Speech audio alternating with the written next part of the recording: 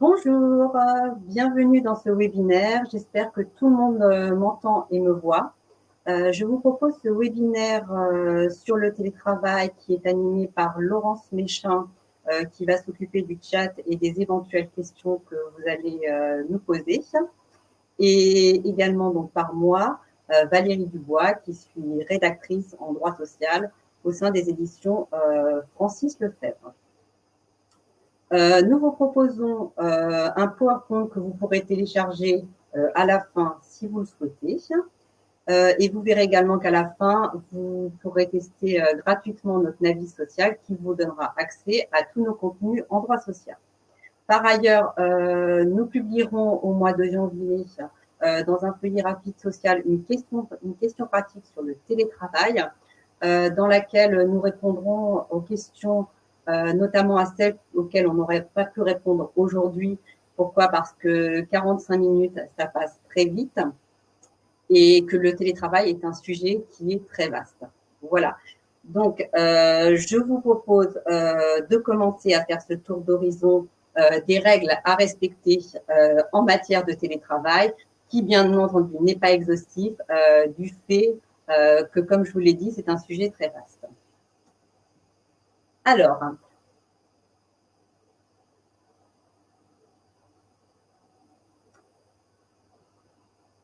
après avoir abordé le cadre légal et conventionnel du télétravail, nous parlerons de sa mise en place et du passage en télétravail.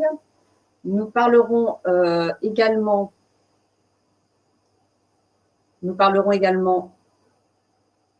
excusez-moi, je ne sais pas si par contre vous voyez tout mon écran.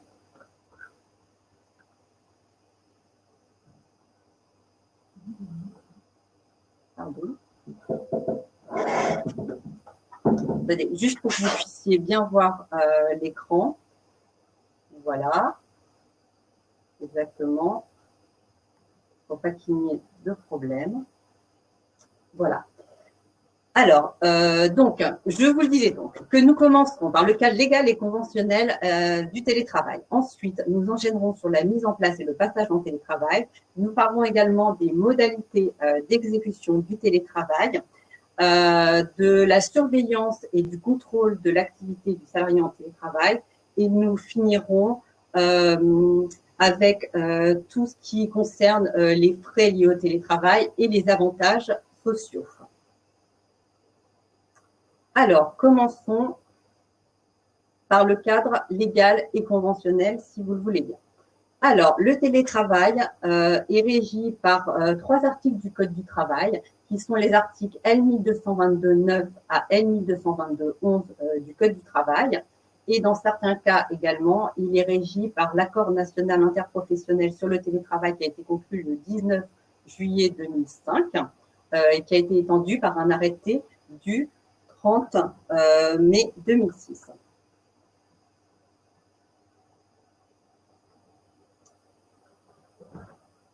Alors, si du fait de son extension, donc l'année du 19 juillet 2005 est en principe applicable dans toutes les entreprises qui appartiennent à un secteur professionnel qui est représenté par les organisations patronales signataires, donc à savoir le MEDEF, la CPME et l'UDP.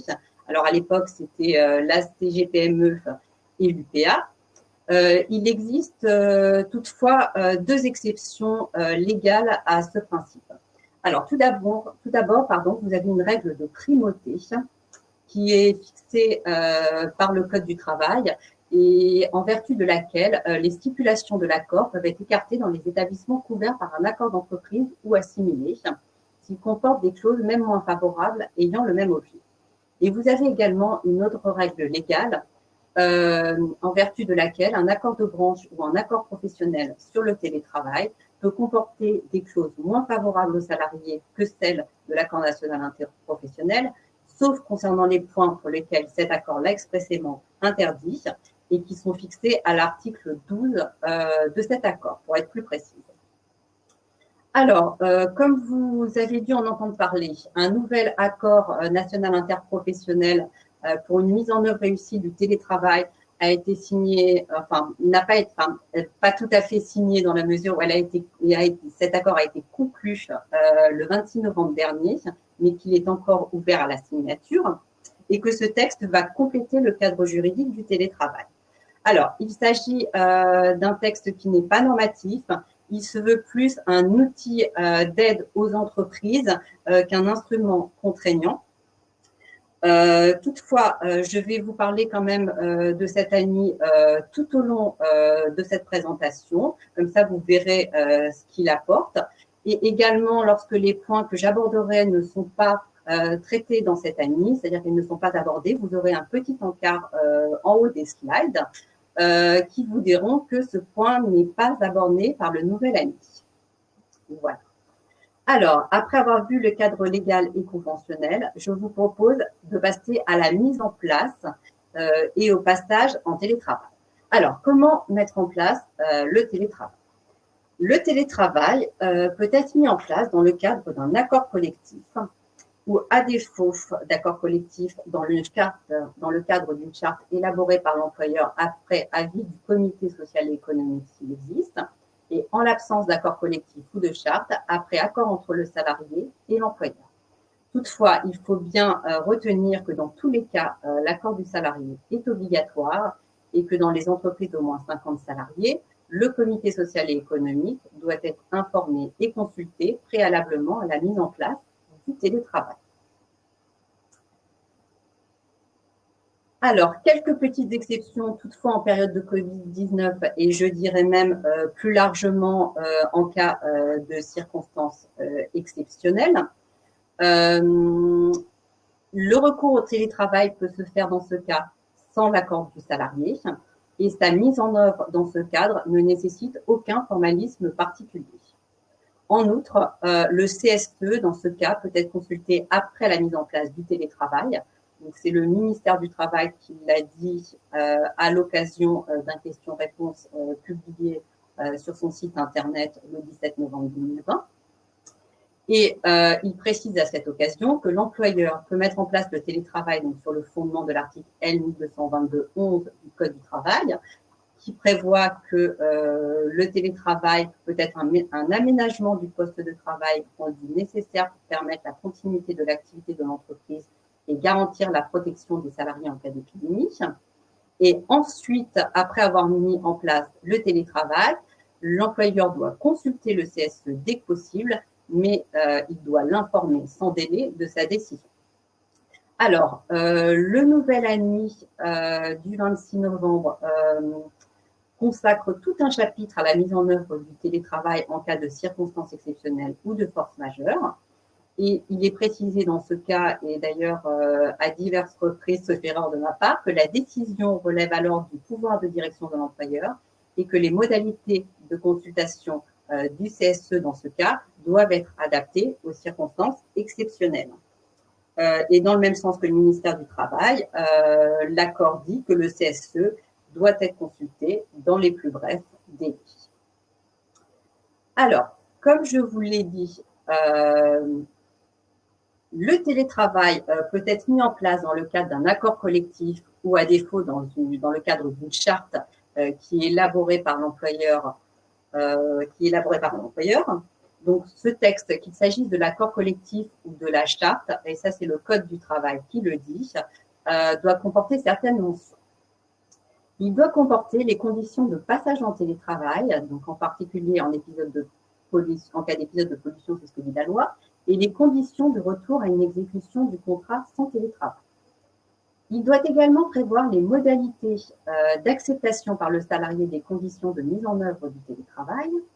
Il doit également prévoir les modalités de contrôle du temps de travail ou de régulation de la charge du travail. Alors, dans ce cas-là, ça peut être soit l'un, soit l'autre.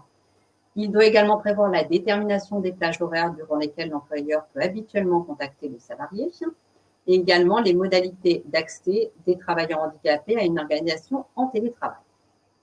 Alors, si la loi n'exige pas la signature d'un avenant au contrat de travail, celui-ci est quand même fortement recommandé pour formaliser l'accord entre le salarié et l'employeur et afin d'éviter tout litige quant à l'acceptation par le salarié des modalités de mise en œuvre de ce télétravail. Et à ce titre, le nouvel ANI dit, enfin plutôt souligne, l'utilité de recourir à un écrit quel qu'il soit, afin notamment d'établir la preuve de l'accord entre les parties. Alors, il est également possible, comme je vous l'ai dit, en l'absence d'accord collectif ou de charte, de mettre en place le télétravail par accord entre le salarié et l'employeur. Et dans ce cas-là, ils peuvent formaliser leur accord par tout moyen. Cet accord peut par exemple être un mail, enfin peut être formalisé plutôt par un mail, un courrier, un avenant au contrat de travail. Attention toutefois encore, comme ce que je vous ai dit, dans le cadre d'un accord collectif ou d'une charte, un avenant au contrat de travail peut éviter les éventuels litiges, voilà, limiter les risques de contentieux. Et le nouvel ANI souligne toujours l'utilité de recourir à un écrit quel qu'il soit afin de formaliser la preuve entre les parties. Je vous propose maintenant de parler des salariés qui sont éligibles au télétravail, car on ne peut pas parler de la mise en place du télétravail sans parler des salariés qui y sont éligibles. Alors, la loi n'exclut expressément aucun salarié du bénéfice du télétravail, mais par contre, elle donne une définition de cette forme d'organisation du travail. Alors, selon la loi, le télétravail désigne toute forme d'organisation du travail dans laquelle un travail qui aurait également pu être exécuté dans les locaux de l'employeur est effectué par un salarié hors de ces locaux, de façon volontaire, en utilisant les technologies de l'information et de la communication. Alors, vous le verrez que de fait, donc, certaines activités se trouvent exclues de la notion de télétravail. Donc, c'est notamment toutes les tâches qui, par définition, ne peuvent pas se dérouler dans les locaux de l'entreprise, notamment celles qui se font chez un client ou sur un chantier. Vous avez également les activités traditionnelles qui peuvent être effectuées à domicile et qui relèvent plus du travail à domicile, par exemple les travaux de couture. Et plus généralement, le ministère du Travail dit dans son question-réponse que la mise en œuvre du télétravail est difficile pour les activités qui sont attachées à des lieux ou à des personnes qui impliquent de se rendre sur des lieux spécifiques, par exemple pour inspecter, nettoyer, installer, réparer ou utiliser des outils ou des machines, ou s'occuper de personnes ou d'animaux, ce qui semble évident. Alors, pour déterminer les activités éligibles. Alors, en pratique, c'est l'accord collectif ou la charte, s'ils existent, qui vont fixer les critères d'éligibilité au télétravail. Ça peut par exemple être une condition d'ancienneté. Voilà, si un salarié n'a pas tant d'ancienneté, il ne pourra pas bénéficier du télétravail. Toutefois, à défaut, il va falloir quand même identifier les activités qui peuvent être réalisées en télétravail. Et pour ce faire, le ministère du Travail propose une méthode en 3 étapes. Alors, il propose tout d'abord de lister les principales activités pour chaque fonction ou métier. Il dit qu'il faut ensuite évaluer les freins ou difficultés éventuelles au télétravail pour chacune de ces activités pour l'entreprise, le client et le télétravailleur. Par exemple, il peut s'agir de l'accès au serveur à distance, de la qualité du réseau Internet. Et enfin, il propose d'identifier si des moyens et conditions peuvent être réunis pour lever ces difficultés. Alors, ce travail doit être réalisé selon le ministère du Travail avec les salariés concernés. Et selon le nouvel accord qui a été conclu, la définition des critères d'éligibilité peut utilement alimenter le dialogue social. Et le nouvel accord dit également que le CSE est consulté sur le périmètre du télétravail.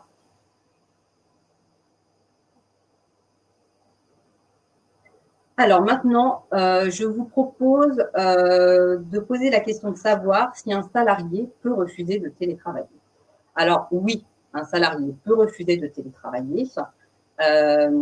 Lorsqu'il travaille dans l'entreprise, l'employeur peut lui proposer de passer en télétravail, mais il ne peut pas l'y contraindre.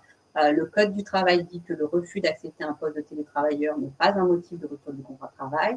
Cependant, une exception à ce principe, qui trouve application en ce moment et plus largement en cas de circonstances exceptionnelles ou de force majeure, c'est-à-dire que le télétravail peut, selon l'article 1222-11, être considéré comme un aménagement du poste de travail rendu nécessaire pour permettre la continuité de l'activité de l'entreprise et garantir la protection des salariés.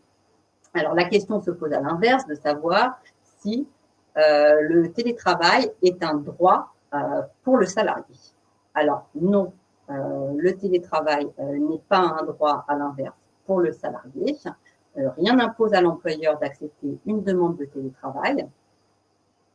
Donc, comme je vous disais tout à l'heure, il va pouvoir le refuser, notamment, alors je vais vous expliquer pourquoi, lorsque la condition, par exemple, l'ancienneté n'est pas remplie, parce qu'en fait, deux cas sont prévus par le Code du travail dans lesquels l'employeur doit motiver son refus. Alors, l'employeur doit motiver son refus lorsque la demande émane d'un salarié qui occupe un poste éligible au télétravail dans des conditions qui sont prévues par l'accord collectif ou la charte. Donc voilà, on y vient. Si l'accord collectif ou la charte prévoit une condition d'ancienneté au télétravail, ben, l'employeur pourra dire au salarié qu'il ne remplit pas cette condition d'ancienneté. Et également, l'employeur doit motiver son refus lorsque cette demande émane d'un travailleur handicapé ou d'un proche aidant en l'absence d'accord collectif ou de charte. Alors, la justification, dans tous les cas, ne peut pas reposer sur un motif discriminatoire, comme par exemple la situation de famille. Et en outre, le nouvel ANI, le nouvel accord, invite l'employeur dans tous les cas, c'est-à-dire y compris lorsqu'il n'a pas l'obligation légale de motiver son refus, à préciser les raisons de ce refus. Voilà, donc ça c'est nouveau. Bien, après avoir parlé de la situation du télétravail hors période de Covid-19, on va quand même parler de la situation de travail en période de Covid-19.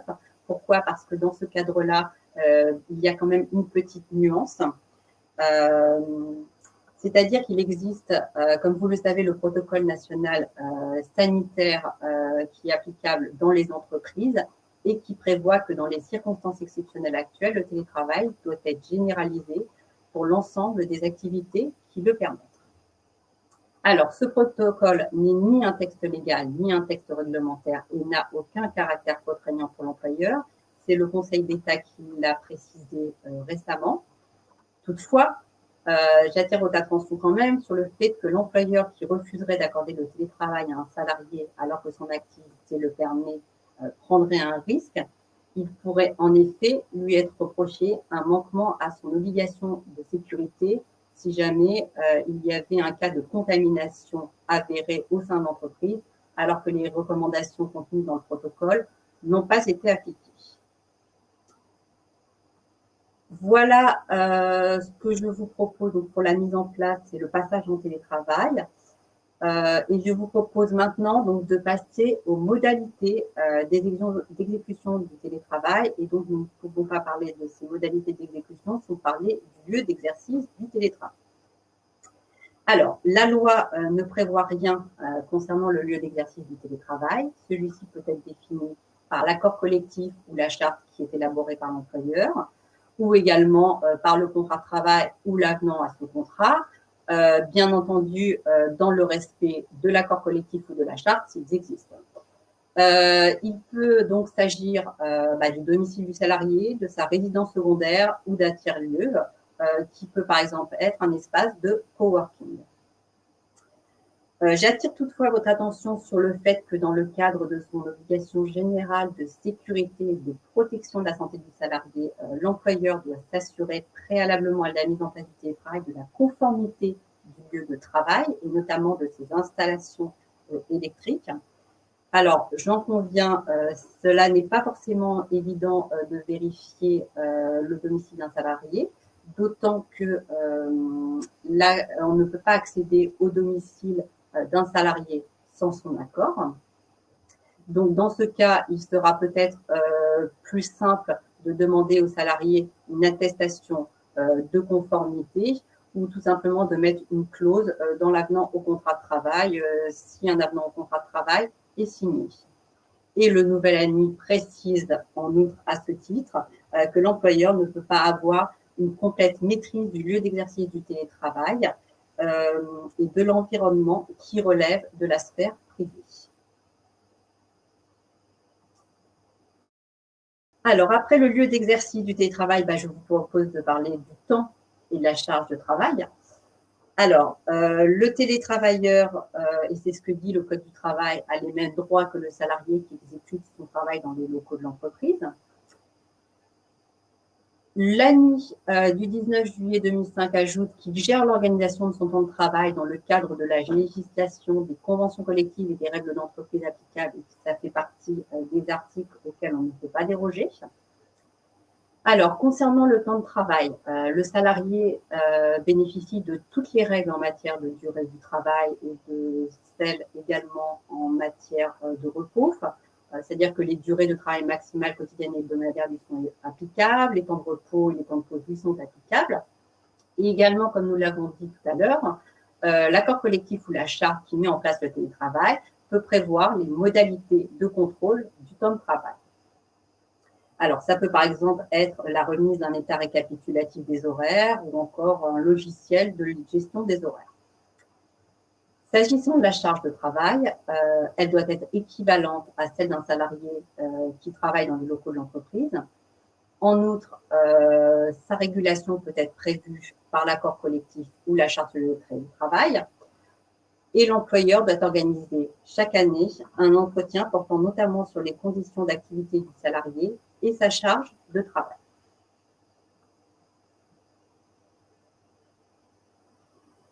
Alors, dans tous les cas, des plages horaires durant lesquelles l'employeur peut habituellement contacter le salarié en télétravail doivent être également déterminées par l'accord collectif ou la charte qui met en place le télétravail. Et ces plages horaires peuvent également être fixées par le contrat de travail ou l'avenant à celui-ci, notamment s'il n'y a pas d'accord collectif ou de charte. Alors, le ministère du Travail précise dans son question-réponse que ces plages horaires doivent précisément être déterminées par l'employeur. La distinction entre temps de travail et temps de repos doit être claire et garantir le droit à la déconnexion des salariés. Alors, j'ajouterais que la détermination de ces plages horaires peut également être utile dans le cadre de l'application de la présomption d'accident du travail qui bénéficie aux télétravailleurs et que le nouvel accord du 26 novembre dit qu'elles doivent être en cohérence avec les horaires de travail en vigueur dans l'entreprise, ce qui semble évident effectivement.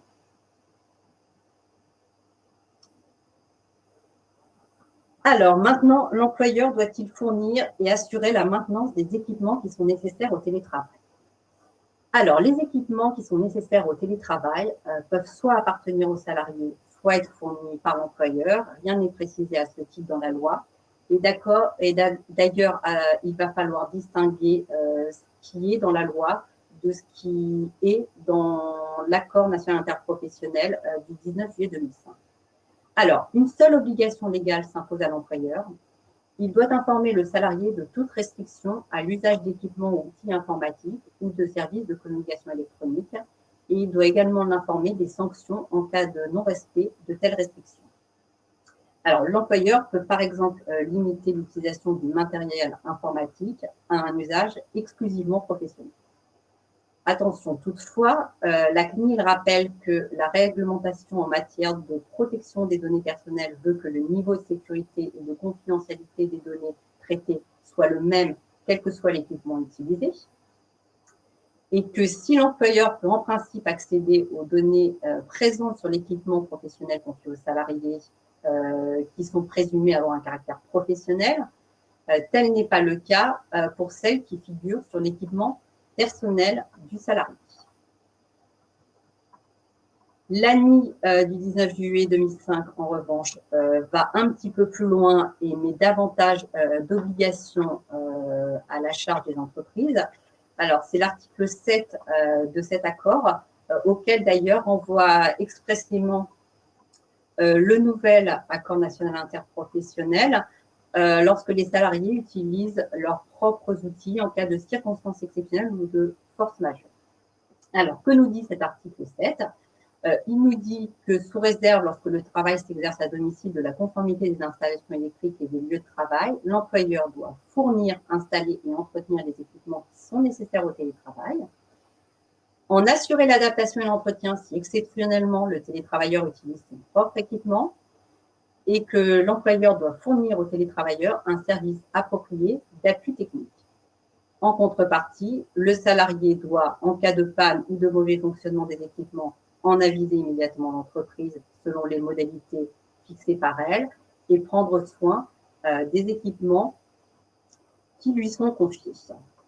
Alors, dans tous les cas, le salarié bénéficie d'une présomption d'accident du travail. Donc, l'accident survenu sur le lieu où est exercé le télétravail pendant l'exercice de l'activité professionnelle du télétravailleur est présumé être un accident du travail, et ça, c'est ce que dit la loi. Toutefois, vous en conviendrez que c'est pas forcément évident parce que, par exemple, comment savoir si un salarié descend dans sa cave pour aller changer une ampoule et que c'est à ce moment-là qu'il se fait mal, ou par exemple, on sonne à sa porte parce qu'on lui livre un colis et qu'il descend les escaliers et qu'il tombe. Voilà. Donc, toujours est-il qu'il appartient à l'employeur qui entend contester cette qualification de démontrer que l'accident du salarié est sans lien avec l'exécution de son travail, donc ce qui peut s'avérer difficile quand ça survient au domicile du salarié. Et également, la présomption sera moins difficile à appliquer si le lieu d'exercice du télétravail et les plages horaires de travail ont été définis préalablement. Voilà, s'agissant des modalités d'exécution du contrat de travail. Maintenant, au titre de son pouvoir de direction, alors, vous le savez, l'employeur peut donner des instructions à ses salariés et en surveiller l'exécution, mais ce droit est loin d'être absolu. Donc ça, c'est le ministère du Travail également qui l'a rappelé sur son site. Et vous avez également la CNIL qui, à l'occasion d'un question-réponse qu'elle a publié le 12 novembre, le dit aussi. Alors, tout d'abord, il y a des libertés individuelles fondamentales qui doivent être respectées, telles que le droit au respect de la vie privée ou encore le secret des correspondances. Et d'autre part, plus directement en droit du travail, il existe un impératif de proportionnalité entre le but recherché et les restrictions qui sont apportées aux libertés individuelles. Il existe également une exigence de loyauté et de bonne foi qui doit présider à toute relation contractuelle. Alors, la CNIL précise à ce titre que, comme tout traitement de données personnelles, un système de contrôle du temps de travail ou d'activité qui s'effectue à distance ou sur site doit notamment avoir un objectif clairement défini et ne pas être utilisé à d'autres fins, être proportionné et adéquate à cet objectif et nécessite une information préalable des personnes concernées. Alors, à ce titre, donc l'obligation, enfin plusieurs obligations s'imposent à l'employeur, c'est-à-dire que préalablement à la mise en œuvre de dispositifs de contrôle de leur activité, il doit informer les salariés concernés. Et d'ailleurs, il doit les informer de toute information qui les concerne personnellement. Et il doit également, l'employeur, informer et consulter le CSE. En outre, dans le cadre du règlement général sur la protection des données, les traitements de données personnelles doivent être portés au registre des traitements et ceux qui sont susceptibles d'engendrer un risque élevé pour les droits et libertés des personnes doivent faire l'objet d'une analyse d'impact. Alors, dans tous les cas, aucun dispositif ne doit conduire à une surveillance constante et permanente de l'activité du salarié. La CNIL insiste sur ce point, notamment dans son question-réponse. Il ne peut pas, enfin l'employeur peut contrôler l'activité de ses salariés, mais il ne peut pas les placer sous surveillance permanente, sauf dans des cas exceptionnels dûment justifiés au regard de la nature de la tâche. Et à ce titre, la CNIL considère notamment que le partage permanent de l'écran et ou les keyloggers, qui sont des logiciels permettant d'enregistrer à distance toutes les actions accomplies sur un ordinateur, sont des procédés invasifs. que la surveillance constante au moyen de dispositifs vidéo, alors tels qu'une webcam ou encore audio, ça peut être des appels téléphoniques, est excessive. Et il en est de même s'agissant de l'obligation qui serait faite à un salarié d'effectuer très régulièrement des actions pour démontrer sa présence, comme quand on lui demande de cliquer tous les X minutes sur une application ou de prendre des photos à intervalles réguliers.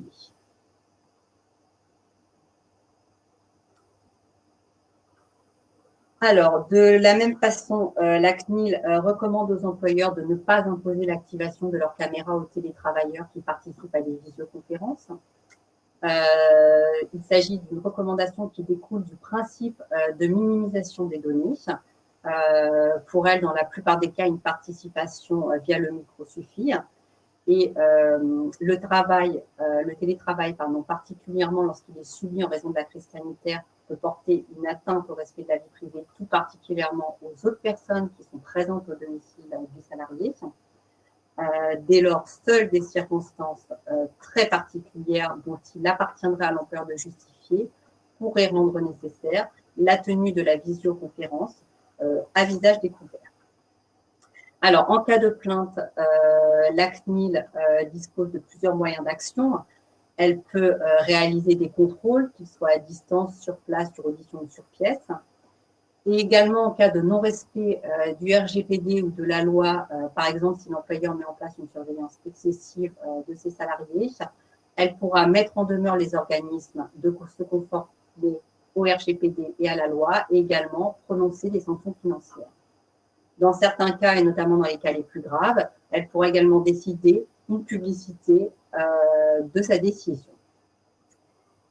Bien, alors, je vous propose maintenant d'en terminer en passant au nerf de la guerre, donc, qui est l'argent. Donc, la prise en charge des frais et les avantages sociaux. Alors, est-ce que les coûts liés au télétravail doivent être pris en charge par l'employeur? Alors, la loi ne prévoit rien à ce sujet. Voilà, elle ne prévoit pas quoi que ce soit concernant la prise en charge des coûts qui découlent directement de l'exercice du télétravail. Donc, ça peut être les abonnements, la communication, l'électricité, le chauffage. Toutefois, ce n'est pas parce que la loi ne prévoit rien que l'employeur est dispensé de toute obligation. En effet, selon nous, il ne l'est pas. Pourquoi? Parce que vous avez déjà l'article 1222.9 du Code du travail qui envisage expressément l'application aux télétravailleurs des règles protégeant le travailleur à domicile qui ont droit à la prise en charge de leurs frais d'atelier. Et les frais d'atelier, c'est notamment le chauffage, l'électricité, le loyer. Il existe également une obligation de prise en charge des frais professionnels qui est prévue sans restriction par la jurisprudence. Et le nouvel ANI du 26 novembre précise à ce titre que l'entreprise doit prendre en charge les dépenses qui sont engagées par les salariés pour les besoins de leur activité et dans l'intérêt de l'entreprise après validation de l'employeur. Et enfin, vous avez l'article 7 de l'ANI du 19 juillet 2005 qui prévoit pour les entreprises auxquelles il s'applique que l'employeur prend en charge dans tous les cas les coûts directement engendrés par le télétravail, en particulier ceux liés aux communications. Alors, comment est-ce que ces coûts peuvent-ils être pris en charge? Alors, vous avez deux modalités concernant la prise en charge. Alors, il peut y avoir soit le versement d'une allocation forfaitaire globale, soit un remboursement sur la base des frais réels sur présentation d'une facture des frais engagés par le salarié. Alors, en cas d'allocation forfaitaire globale, celle-ci est réputée utilisée conformément à son objet et exonérée de cotisations et contributions sociales dans la limite de 10 € par mois pour un salarié effectuant une journée de télétravail par semaine, 20 € par mois pour 2 journées de télétravail, 30 € par mois pour 3 jours, etc. Et ça, c'est l'URSSAF qui le dit sur son site internet. Sur la base des frais réels, dans ce cas, l'exonération de cotisation porte sur la totalité du remboursement ou de la prise en charge octroyée aux salariés, dès lors que des pièces justificatives des dépenses sont produites. Alors, j'attire votre attention sur le fait qu'il peut être difficile de mesurer la consommation d'électricité, par exemple, ou de chauffage en télétravail. Et que donc, dans ce cas, il peut peut-être être recommandé effectivement une allocation, de verser une allocation forfaitaire globale pour, qui, à mon sens, sera plus sûre en cas de contrôle d'urgence.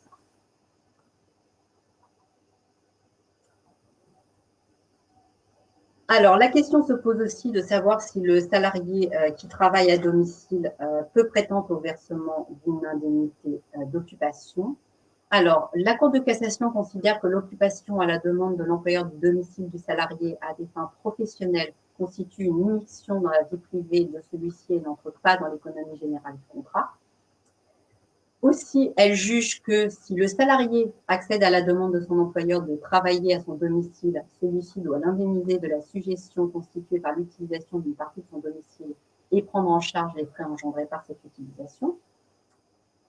Et également, elle considère que si un local professionnel n'est pas mis effectivement à la disposition du salarié, celui-ci peut prétendre à une indemnité au titre de l'occupation de son domicile à des fins professionnelles. Alors, bien entendu, il en va différemment si un local professionnel est mis à la disposition du salarié, mais que par contre, c'est lui qui veut travailler à son domicile.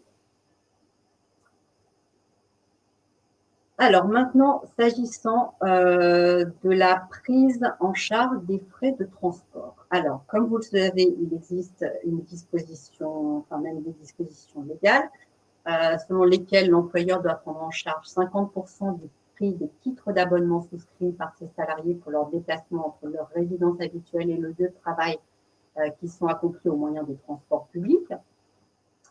Alors, pour le ministère du Travail, cette obligation s'applique en cas de télétravail par alternance, c'est-à-dire par exemple si le salarié travaille 1 ou 2 jours par semaine ou une semaine sur 2 en télétravail.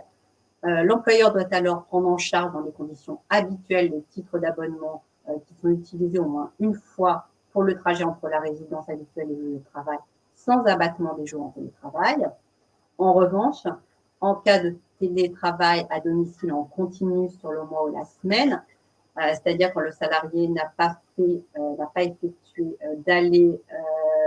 d'aller-retour entre son domicile et le lieu de travail durant la période considérée, dans ce cas-là, il n'y a pas le droit. Toutefois, attention, dans ce dernier cas quand même, le ministère du Travail invite les employeurs à maintenir la prise en charge partielle des abonnements de transport de leurs salariés qui sont titulaires d'un abonnement annuel et qui n'ont pas pu suspendre leur contrat pour le mois non utilisé et ont donc supporté son coût. Voilà. Et j'en terminerai avec les titres restaurants. Voilà, la question se pose de savoir si un télétravailleur a droit à des titres restaurants. Alors, comme je vous l'ai dit tout à l'heure, le télétravailleur a les mêmes droits que le salarié qui exécute son travail dans les locaux de l'entreprise. Et de ce fait, il bénéficie donc des mêmes droits en matière d'avantages sociaux.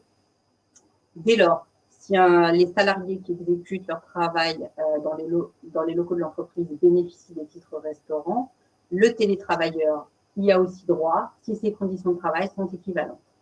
Ainsi, si sa journée est organisée en 2 vacations entrecoupées d'une pause réservée à la prise de repas, il doit recevoir un titre restaurant et ça, c'est une position qui est partagée et par les URSSAF et par le ministère du Travail. Alors, une petite nuance toutefois, la Cour de cassation ne s'est pas encore prononcée et elle pourrait adopter une position moins tranchée peut-être. Pourquoi? Parce qu'elle a admis que l'employeur puisse prévoir une tarification différente en fonction de l'éloignement du lieu de travail par rapport au domicile des salariés. Voilà, donc j'en aurais fini avec cette présentation. Comme je vous le disais en introduction, nous vous proposons de tester gratuitement notre Navis social. Donc voilà, donc vous avez les codes qui vous permettent d'y accéder. Et maintenant, je vous propose de répondre dans le temps qui me reste imparti à quelques questions que vous m'avez posées. Et de toute façon, si je n'ai pas le temps de répondre à toutes vos questions, ils seront dans le FRS, dans la question pratique du FRS du mois de janvier prochain.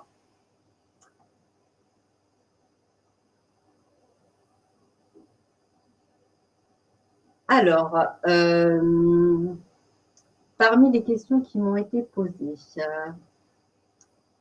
si l'accord du salarié pour la mise en place du télétravail est obligatoire, la mise en place du télétravail est obligatoire, son refus de télétravailler ne peut donc pas être fautif. Obligation de sécurité de l'employeur et du salarié de prendre soin de sa propre santé et de sécurité.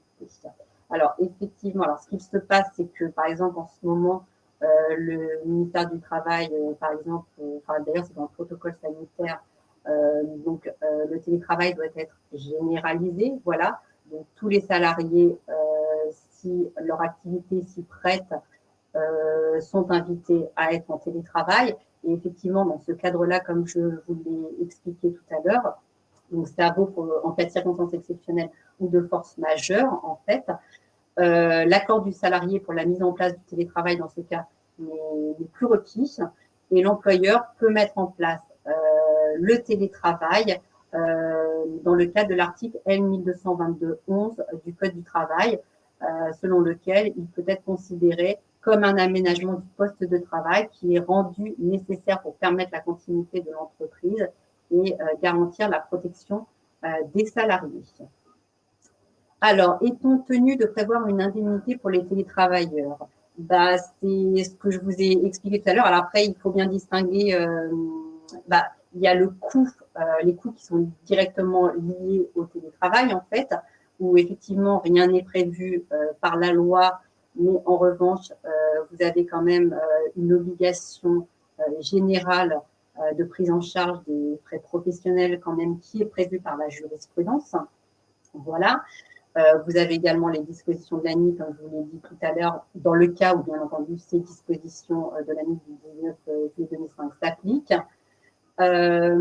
Et après, il y a effectivement donc l'indemnité d'occupation qui est à part. Et d'ailleurs, à ce titre, l'indemnité d'occupation, normalement, n'est pas confondue avec une autre indemnité qui serait versée pour les coûts directement liés au télétravail. Voilà.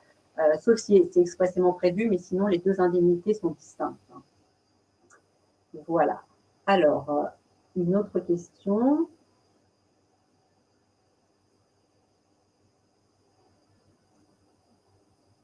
En cas de force majeure, l'employeur ne doit-il pas malgré tout donner aux salariés une compensation financière pour utilisation de ses ressources personnelles? En fait, on en revient toujours à ce que je vous ai exposé tout à l'heure. Il n'y a rien de particulier qui est prévu. Sauf effectivement la jurisprudence sur la prise en charge des frais professionnels. Alors,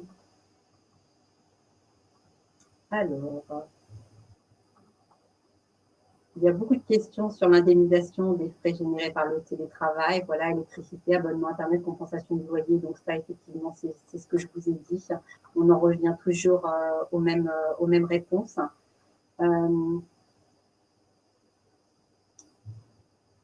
Alors, si l'activité requiert un déplacement au domicile des personnes accompagnées, cela peut justifier qu'on ne télétravaille pas tout le temps. Si l'activité requiert un déplacement au domicile des salariés des personnes. Alors, cette question, j'essaierai d'y répondre à l'occasion de ma question pratique. Peut-on imposer à un salarié d'effectuer le télétravail uniquement dans son domicile et non pas dans une résidence secondaire, par exemple? Alors ça, comme ce que je vous l'ai dit, la loi ne prévoit rien concernant le lieu d'exercice du télétravail. Donc effectivement, cela peut être son domicile, cela peut être sa résidence secondaire, mais c'est vrai que l'employeur a quand même cette obligation, normalement, il a une obligation générale de sécurité. Normalement, il doit s'assurer de la conformité des locaux et notamment de la conformité de ses installations électriques. Donc, il faut une attestation. Donc, en général, ce sera le lieu d'exercice du télétravail sera convenu entre les parties. Voilà, parce que ce qui se passe aussi, c'est que par exemple, il faut peut-être qu'il y ait une connexion Internet qui soit suffisamment puissante pour pouvoir, et surtout, le salarié a quand même une obligation de loyauté vis-à-vis de son employeur et il faut quand même qu'il en tienne compte. Voilà.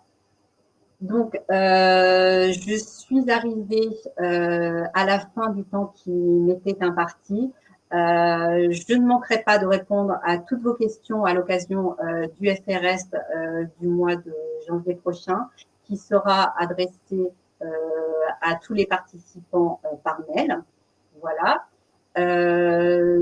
N'oubliez pas également que vous pouvez tester gratuitement le Navis social et que vous pouvez également télécharger le PowerPoint si vous le souhaitez. J'espère que ce webinaire vous a plu et qu'il vous a intéressé et je vous souhaite une très bonne journée.